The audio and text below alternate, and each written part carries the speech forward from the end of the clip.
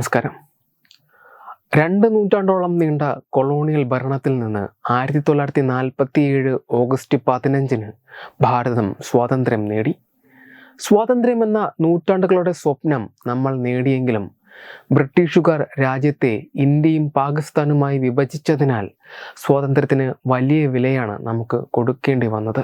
പതിറ്റാണ്ടുകളായി ഭിന്നിപ്പിച്ച് ഭരിക്കുക എന്ന നയം പിന്തുടരുന്ന ബ്രിട്ടീഷ് സാമ്രാജ്യത്വവാദികൾ ഒരു കാലത്ത് ഏകീകൃത ഇന്ത്യൻ സാമൂഹിക ഘടനയിൽ വിതച്ച വർഗീയ ചേരിതിരിവാണ് വിഭജനത്തിന് ആക്കം കൂട്ടിയത്.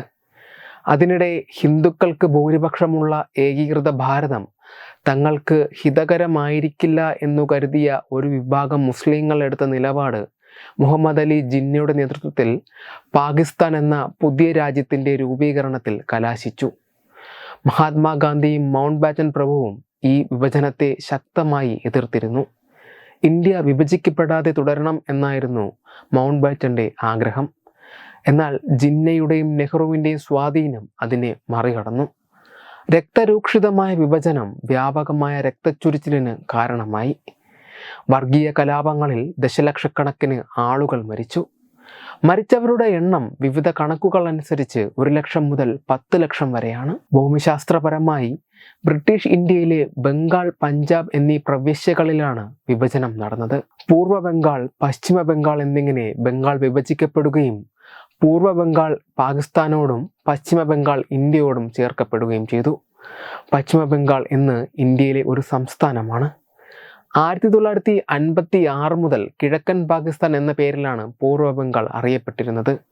പിന്നീട് 1971 പാകിസ്ഥാനിൽ നിന്ന് വിഘടിച്ച് ബംഗ്ലാദേശ് എന്ന സ്വതന്ത്ര രാജ്യമായി.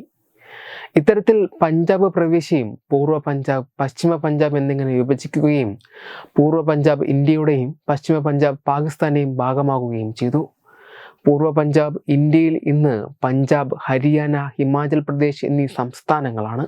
Indian civil service, British Indian സേന, റോയൽ ഇന്ത്യൻ നാവികസേന, ഇന്ത്യൻ റെയിൽവേ, കേന്ദ്ര ഖജനാവ്, മറ്റു ഭരണവകുപ്പുകൾ എന്നിവയടങ്ങുന്ന ഇന്ത്യ സർക്കാരിൻ്റെ സ്വത്തുവകകളും പങ്കിടാൻ ഈ വിഭജന കരാറിൽ വ്യവസ്ഥയുണ്ടായിരുന്നു.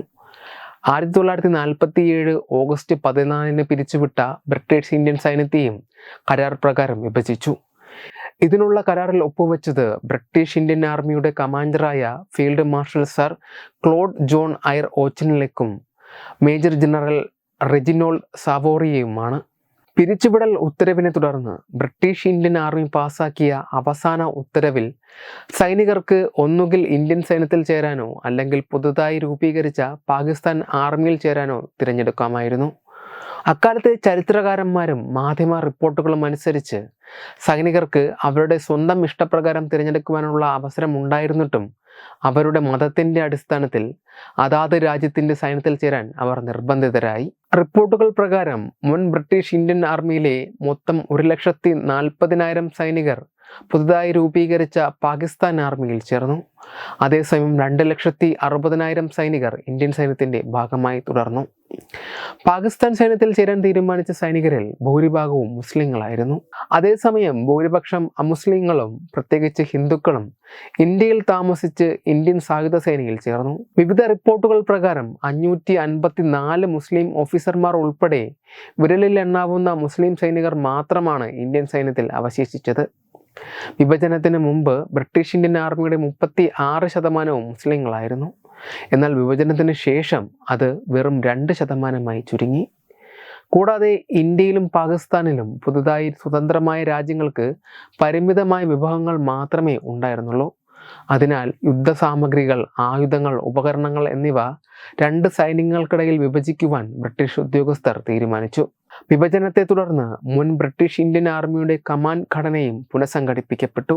12 കമാൻഡുകളിൽ 8 ഇന്ത്യയും പാകിസ്ഥാൻ 4 പങ്കുവച്ചു.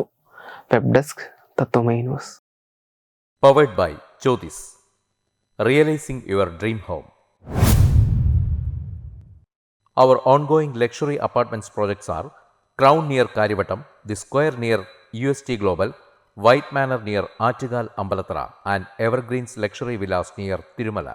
Call 90482 55599. Jyothis Building Promoters Private Limited, Thiruvananthapuram.